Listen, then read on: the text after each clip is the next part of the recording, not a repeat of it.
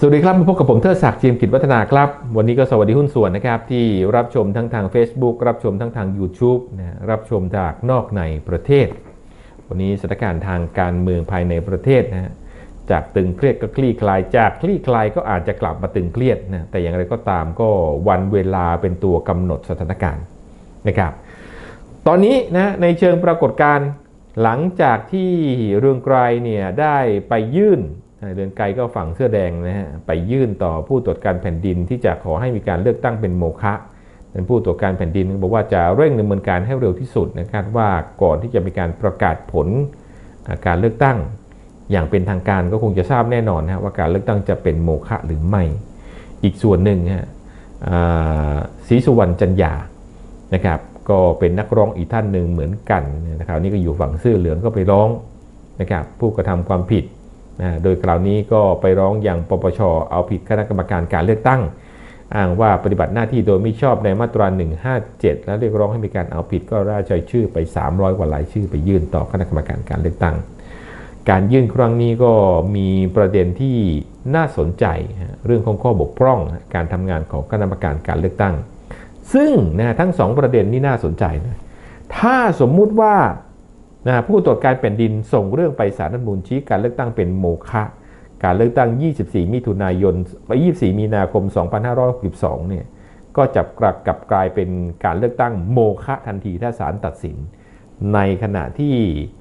วันที่24มีนาเหมือนกันนะเป็นวันที่กำหนดให้มีการเลือกตั้งโดยคณะกรรมการการเลือกตั้งเนี่ยเป็นผู้กำหนดวันสิ่งที่ตามมาก็คือว่าถ้ามีการไปร้องเรียนเอาผิดคณะกรรมการการเลือกตั้งขึ้นมาแล้วคณะกรรมการป้องกันและปราบปรามการทุจริตแห่งชาติได้พิจารณาและรับเรื่อง ขอไปรับคำร้องไว้นั่นหมายความว่าคณะกรรมการการเลือกตั้งก็จะต้องยุติการทำงานในทันทีนะครับสถานการณ์ทางการเมืองตอนนี้ก็ต้องเรียกว่าชัดเจนมากขึ้นนะอย่างที่ผมเรียนจำได้ไหมสถานการณ์ตอนนี้ที่เกิดขึ้นนะครับหลักที่เกิดขึ้นผมบอกใน24มีนาคมพุทธศักราช2562เป็น negative sum game ยังไงก็เป็น negative sum game ไม่มี positive นะครับเพราะตามหลักโหราศาสตร์วันเลือกตั้งเนี่ย24มีนาเนี่ยเป็นวันโลกาวินาศคล้ายคลึงกับสถานการณ์แล้วก็เป็นวันเดียวเป็นวันโลกาวินาศเหมือนกับ26กุมภาพันธ์2500ในสมัยจอมพล ป.พิบูลสงคราม2สิ่งที่จะเกิดขึ้นคือ1การไม่ยอมรับผลการเลือกตั้งถูกกล่าวหาว่ามีการโกงนะครับ2สิ่งที่ตามมาก็คือว่าจะเป็นลบมากกว่าเป็นบวกตอนนี้เราก็คงเห็นนะการไม่ยอมรับผลการเลือกตั้งกล่าวหาว่าโกงนู่นนี่นั่นมีการไปร้องเรียนก็เกิดขึ้นอย่างดาดดื่นและมากมายใครไปเชื่อผมเคยเตือนล่วงหน้าว่าสิ่งเหล่านี้จะเกิดตอนนี้เกิดขึ้นแล้วประเด็นที่น่าสนใจไปกว่านั้นวันนี้มีการเคลื่อนไหวของลุงตู่พร้อมคณะผบ.เหล่าทัพในช่วงเทศกาลปีใหม่ของประเทศไทยก็ได้มีการรดน้ำดำหัวพลเอกเปรมติณสุรานนท์วันนี้พลเอกเปรมติณสุรานนท์ก็เปิดโอกาสให้ผบ.เหล่าทัพรัฐบาลไปรดน้ำดำหัวมีคำอวยพรของพลเอกเปรมคลิปนี้ของคุณวสนา หนานุ่วมขออนุญาตนำมาฟังพร้อมๆกันว่าพลเอกเปรมให้โอวาทกับรัฐบาลและผบ.เหล่าทัพอย่างไรคุ้มครองนายกและพวกเราทุกคนขอให้พวกเราเรียนของสมเด็จพระเจ้าอยู่หัวจงโปรดกำบังให้เราได้ทำแต่ความดีเพื่อตัวท่านและประชาชนของเราขอให้ทุกคนมีแต่ความดีในตัวในความดีในตัวของเราให้เป็นประโยชน์ต่อประชาชนทุกร้านและดูแลชาติบ้านเมืองด้วยความมุ่งมั่นที่จะให้ชาติบ้านเมืองของเราก้าวไปข้างหน้าด้วยฝีมือของพวกเราด้วยกันคุณหมายเลยขอขอบคุณท่านนายกอีกครั้งหนึ่งผมจะจำความเป็นเพื่อนไว้งานที่สุดเวลาได้ขอบคุณมาก นี่คงเป็นคำพูดนะครับของพลเอกเปรมติณสุรานนท์แล้วก็ท่านให้โอวาทกับผบ.เหล่าทัพแล้วก็ทางพลเอกประยุทธ์แล้วก็คณะรัฐมนตรีนะพลเอกเปรมท่านยังบอกว่ารัฐบาลของประยุทธ์เนี่ยเป็นรัฐบาลที่ไม่โกงนะแต่ถ้าท่านพูดผิดนะก็ขอให้ไปจัดการด้วยนะนั่นก็คงเป็นคำตอบอร่อยอย่างหนึ่งขณะเดียวกันพลเอกเปรมยังบอกว่าขอให้พระบารมีนะคุ้มครองนะปกป้องคุ้มครองรัฐบาลลุงตู่นะครับนั่นหมายความว่าเป็นคำพูดที่เกิดขึ้นคำอวยพรที่กลับไปนะบอกว่าขอให้พลเอกเปรมนั้นอายุถึง120 ปีพลเอกเปรมท่านก็บอกว่าถ้า120 ปีก็คงคลานกันไปแล้วนะที่ผ่านมาพลเอกเปรมเนี่ยนะฮะถูกข่าวลือสารพัดจากกลุ่มคนเสื้อแดงกลุ่มเดิมจากกระบวนการเดิมเรียกว่ากระบวนการล้มเจ้ากล่าวหาพลเอกเปรมเสียชีวิตแล้วโน่นนี่นั่นตอนนี้ก็ยืนยันอีกนะครับพลเอกเปรมสบายดีนะครับท่านก็มีอายุตามประษาผู้ใหญ่ที่อายุเกือบ100 ปีแล้วนะครับก็ทำให้บ้านเมืองนี้มาจนถึงวันนี้ท่านก็ยืนยันว่าจะอยู่เพื่อประโยชน์ของประเทศชาติจนถึงที่สุดนะครับเอาล่ะในเชิงนัยยะทางการเมืองเกิดอะไรขึ้นผมเคยเรียนไว้นะฮะว่าควรจะพิจารณาไปพบผู้หลักผู้ใหญ่นะแล้วก็พิจารณาตัดสินใจว่าจะควรจะดำเนินการอย่างไรแน่นอนนะวันนี้ลุงตู่ตัดสินใจจะอยู่ต่อจะไปต่อจะไปให้ได้นะสัญญาณทางการเมืองก็เห็นว่าน่าจะเป็นไฟเขียวนะว่าจะเดินหน้าไปต่อลุงตู่ได้ไฟเขียวหรือเปล่านะถ้าทางนัยยะทางการเมืองก็แน่นอนนะทุกคนบอกว่าได้ไฟเขียวแน่นอนแต่ผมยังยืนยันเหมือนเดิมนะการเมืองมันมีหลักของมันนะครับผลการเลือกตั้ง24 มีนาคมพุทธศักราช 2562เป็นเนกาทีฟซัมเกมยังไงเกมนี้มันออกมาเป็นเกมลบนะครับผลออกมาซ้ายนะรัฐบาลลุงตู่จะได้ไปต่อนะด้วยการตั้งรัฐบาลใหม่ลุงตู่เป็น2นะครับหรือว่าจะเป็นสุดารัตน์เป็นนะฮะผลที่ออกมามันก็จะเป็นเนกาทีฟซัมเกมไม่เป็นเกมลบนะสังเกตให้ดีจับหลักให้ได้นะครับที่เหลือก็เป็นปรากฏการณ์ทางการเมืองฮะที่เกิดขึ้นนะแต่สิ่งหนึ่งที่มีการยืนยันว่ารัฐบาลลุงตู่ไม่ทุจริตนะ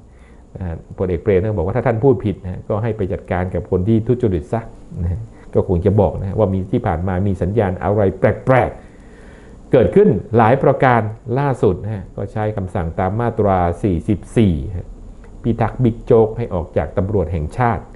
นะครับมาเป็นที่ปรึกษาพิเศษสำนักนายกรัฐมนตรีสิ่งเหล่านี้กำลังชี้ถึงชะตาทางการเมืองบางคนบอกทำไมช่วงนี้ผมไม่ฟันธงอะไรเลยไม่บอกอะไรตรงๆเลยการเมืองนะฮะเวลามันดูเนี่ยเราต้องรู้จักศึกษานะฮะแล้วก็มองทุกอย่างให้มันลึกไปกว่าตาเนื้อการเมืองมันไม่ใช่เป็นเรื่องของการจะบอกอะไรตรงๆตรงไปตรงมานะครับการเมืองเป็นสิ่งที่ต้องมองให้ลึกไปกว่าตาเนื้อคุณจะรู้ว่าอะไรกำลังจะเกิดขึ้นและผมเรียนท้าพิสูจน์มันทุกครั้งก็คอยดูแล้วกันนะการเมืองมันมีเวลาของมันนะครับที่ผ่านมารัฐบาลอภิสิทธิ์เวชชาชีวะนะก็ได้รับคำชมว่าเป็นรัฐบาลที่ดีรัฐบาลของสมัครสุนทรเวชพลเอกสุรยุทธ์จุรานนท์รัฐบาลล่าสุดก็รัฐบาลยิ่งลักษณ์นะก็เหมือนกันนะวันนี้ก็มารัฐบาลคิวรัฐบาลลุงตู่นะถ้าเอาปรากฏการณ์ที่เกิดขึ้นมาอ้างอิงนะเราจะเห็นว่าปลายทางของแต่รัฐบาลมีจุดจบอย่างไรนะสังเกตก็คือว่ารัฐบาลนั้นเปลี่ยนไปนายกรัฐมนตรีเปลี่ยนไปเรื่อยแต่สิ่งหนึ่งที่คงอยู่กับพวกเราคือสถาบันพระมหากษัตริย์ยึดหลักที่สำคัญนะอย่าไปเอียงซ้ายเอียงขวาเอียงหน้าเอียงหลังนะนักการเมืองมาแล้วก็ไปแต่พระมหากษัตริย์ยังคงอยู่เหมือนเดิมนะครับคำพูดของพลเอกเปรมเนี่ยเป็นนัยยะทางการเมืองเป็นนัยยะทางการเมืองที่สำคัญแต่จะเป็นนัยยะนะที่ท่านบอกว่าแต่ถ้าผมพูดผิดนะฮะก็ต้องไปจัดการก็ไปดูฮะว่าจะเกิดอะไรขึ้นนะรัฐบาลของลุงตู่จะพึ่งโพธิสมภารให้อยู่ต่อนะครับได้ยาวขนาดไหนนี่น่าสนใจนะฮะก็เป็นกำลังใจให้กันและกันนะฮะประเทศนี้ต้องไปให้ได้ฮะบางคนบ่นเรื่องของสภาวะเศรษฐกิจนะต้องดูฮะว่านโยบายของลุงตู่จะแก้ตรงไหนนะครับแต่ตอนนี้ช่วงเทศกาลนะสงกรานต์พ้นไปผ่านมาเนี่ยสิ่งที่เกิดขึ้นมันก็จะกระตุ้นเศรษฐกิจไปได้ระยะสั้นๆนะก็จะมีการหมุนเวียนขึ้นแต่ในจังหวัดเชียงใหม่เนี่ยต้องเผชิญกับปัญหามลพิษนะฮะความเสียหายที่เกิดขึ้นจากปัญหามลพิษทำให้สภาวะเศรษฐกิจตกต่ำลงนะเสียหายไปมากกว่า 2,000 ล้านบาท ขณะเดียวกันสงครามทางการค้าที่กำลังเปิดตัวในรูปแบบใหม่ที่ประธานาธิบดีโดนัลด์ทรัมป์ของสหรัฐอเมริกากำลังเปิดสงครามทางการค้ากับสหภาพยุโรป 22 ประเทศนะครับกำลังเป็นปัจจัยภายนอกที่จะกำลังจะถาโถมเข้ามายังประเทศไทยเช่นกันนะปัจจัยภายนอกปัจจัยภายในเรื่องของสภาวะเศรษฐกิจย่อมทำให้สถานการณ์ทางการเมืองตึงเครียดมากขึ้นหลังจากเทศกาลสงกรานต์และเข้าสู่ห่วงใหม่คือหลังงานพระราชพิธีขอบคุณที่บอกต่อขอบคุณที่แชร์ต่อขอบคุณที่เล่าต่อขอบคุณที่ร่วมสนับสนุนสถานีขอบคุณที่ร่วมกันทำความดีเพื่อความดีผมเทิดศักดิ์ จิมกิจวัฒนาสวัสดีครับ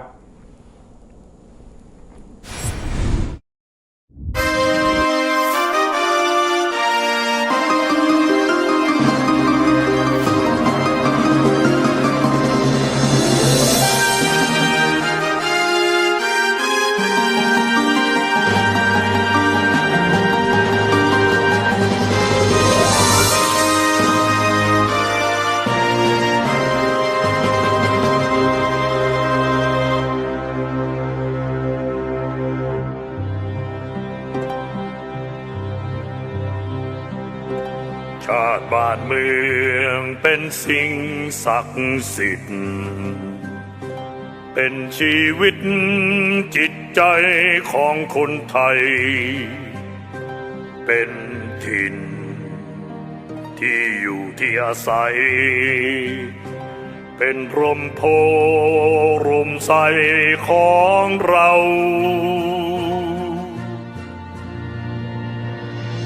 ชาติบ้านเมืองเป็นสิ่งประเสริฐเป็นถิ่นที่คนไทยถือกำเนิดลำเนาเราต้องรักษาชาติของเราด้วยจงรักและภักดีต้องรวมกันเชิดชูชาติ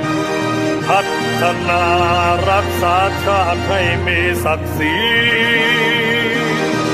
ผู้ใดทรยศต่อชาติคนอัปรีจงสิ้นชีวิตย่อยยับไป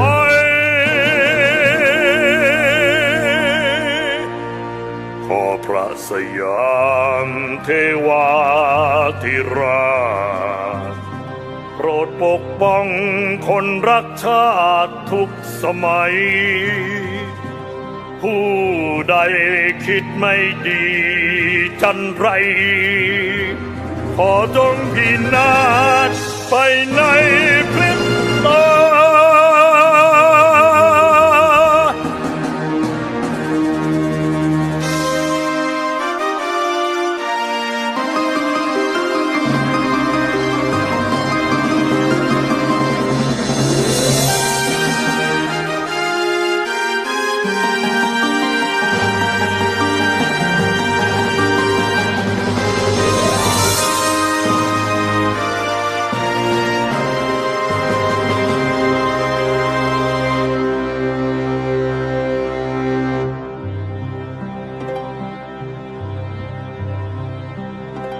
ชาติบ้านเมืองเป็นสิ่งศักดิ์สิทธิ์เป็นชีวิตจิตใจของคนไทยเป็นถิ่นที่อยู่ที่อาศัยเป็นร่มโพร่มใสของเรา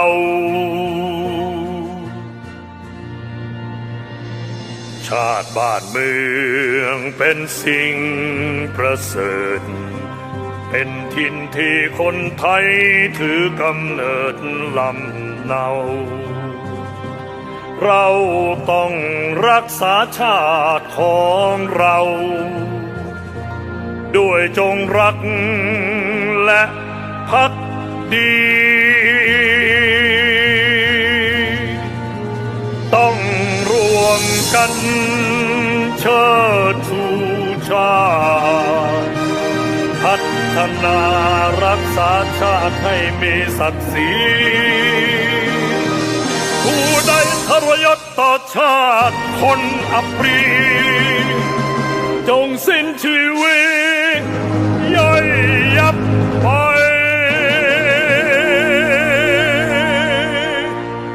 ขอพระสยามเทวาธิราชโปรดปกป้องคนรักชาติทุกสมัยผู้ใดคิดไม่ดีจันไรขอจงพินาศไปในพริบตา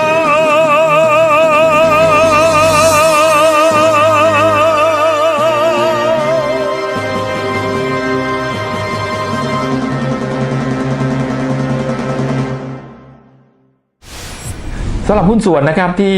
รับชมทั้งทาง Facebook ทาง YouTube นะฮะสำหรับทาง YouTube ก็สามารถที่จะกดติดตามแล้วก็กดกระดิ่งนะฮะใต้คลิปแล้วก็ทาง YouTube เรานอกจากจะมีช่องวิหกนิวแล้วนะฮะคลิปเก่าๆจะไปอยู่ในช่องวิหกไทม์นะครับส่วนทาง Facebook นะครับสามารถติดตามได้ในฝั่งของเพจเทิดศักดิ์เจียมกิจวัฒนาแล้วก็วิหกนิวส์นะครับก็สามารถติดตามคลิปใหม่ๆได้ด้วยการกดกระดิ่งนะฮะถ้ากดไลฟ์นะครับถ้ากดกระดิ่งตรงบริเวณคลิปก็จะสามารถรับชมคลิปใหม่ๆได้ทันทีฮะสำหรับใครยังไม่ได้เข้ากลุ่มไลน์นะฮะของวิหกก็สามารถเข้าได้นะฮะ@วิหกนิวครับ